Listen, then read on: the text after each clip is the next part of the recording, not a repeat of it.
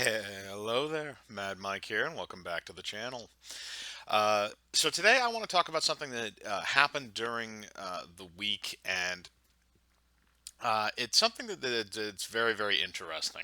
And I've noticed it as it's been a trend really in the last few months, and that is that after season 8 of Game of Thrones aired its finale, we've been noticing a lot of other fantasy projects that have are in various stages of development.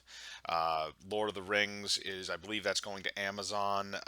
Netflix is developing a Witcher series, among many others. A lot of fantasy stuff is being adapted right now for streaming services and for television. Now, I think the main reason behind that is because Game of Thrones has ended. There is nothing that is going to be done in the main Game of Thrones story anymore. They are developing the spin-off series, which is going to be a one is a prequel series that involves the Targaryens. One is rumored to be an Arya series. There's one that's going to be a Jon Snow series.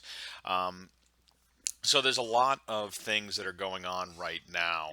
Um, in order to kind of fill that void that Game of Thrones is now left in the entertainment community, and for other platforms to try and pick up the people that had either were dissatisfied with it or who watched it in its entirety and now have nothing to watch in terms of fantasy entertainment. And it brings up an interesting thing because this seems to be a new reoccurring trend. It seems like we're going a little bit further away from stuff like science fiction, and we're going more towards things that involve fantasy. It's also to note, it's also there's a Dungeons and Dragons movie that is currently in development over at Paramount Pictures. So that could be another interesting thing in and of itself. But uh, it seems that fantasy is picking up a bit more as we're moving forward, and science fiction is kind of waning off a little bit. Now, they're kind of two sides of the same coin for me. It's one of the things like it's still fiction, no matter what you look at it. Just one's more technical, one's more magical and fanciful, and okay, I get that. I can enjoy either one on their own, but it does bring up an interesting problem where now they're pushing this idea. But the thing is the last seasons of Game of Thrones, the viewership fell off a bit, or at least the people that were interested in the show, the people that had been invested in it since the early seasons. Um, Especially for season 8, a lot of people did not like season 8. A lot of people complained about season 7, even season 6. But 1 through 5 seem to be relatively liked for the most part. 6 is liked, 7 is liked somewhat, and then 8, a lot of people just hate it. And I think that burned a lot of people out on fantasy, and I think that this has a very interesting parallel to a time in the early '80s when there was a lot of when there was a lot of fantasy films coming out in response to Star Wars, because the first Star Wars was this mega blockbuster hit, and then you started seeing these interesting fantasy films come out in the '80s that even though a lot of them were relatively good, they didn't really garner a lot of the public. They didn't really like them because, again, they felt like it was kind of a rip off of Star Wars. That's kind of what this feels like, even though a lot of these are based off of original properties. Is these people are trying to rip off the idea and the tone of Game of Thrones. I would point to the Witcher trailer in and of itself because that has a very much a Game of Thrones type of aesthetic to it, and it's not even just the lighting and stuff like that.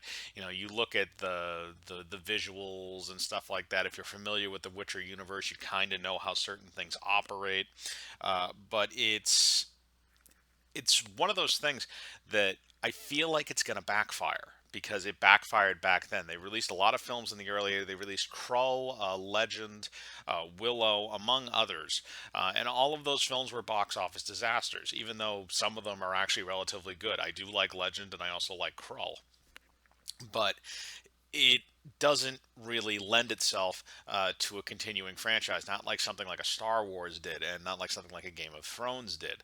And as for certain other properties, readapting Lord of the Rings with Amazon, they're saying the first season might be 20 episodes. I'm sorry, Peter Jackson did it perfectly. You should just leave that alone. I have this really bad idea where if the territory has been covered thoroughly of whatever work you happen to be adapting, if the territory has been covered thoroughly and well, then there is no reason to return to that because you're probably not going to be able to do it as well as the person that did it before.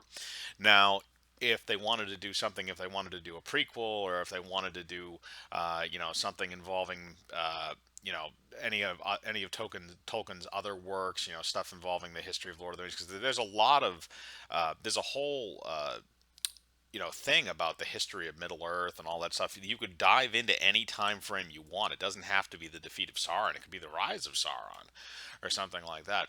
You could do a lot of stuff. You could take some stuff maybe from the Mordor games in terms of story if you wanted to, but there's a lot going on there. And I think to tread over the same thing over and over again is kind of what the Star Wars franchise has been doing lately in a bad way, especially with the sequel trilogy. Is you've seen them; they're just going over the same exact story notes from the original trilogy, and people are sick of it and tired of it, and they don't really care anymore. You have to give people something new. If you're just trying to ape off of something that they've seen a million times before, they're not going to care. And that's the folly I think that these shows are falling into, is they want to be the next Game of Thrones instead of just being what they are. And I think that that's a folly that Hollywood falls into, with not just with that, but with other things as well.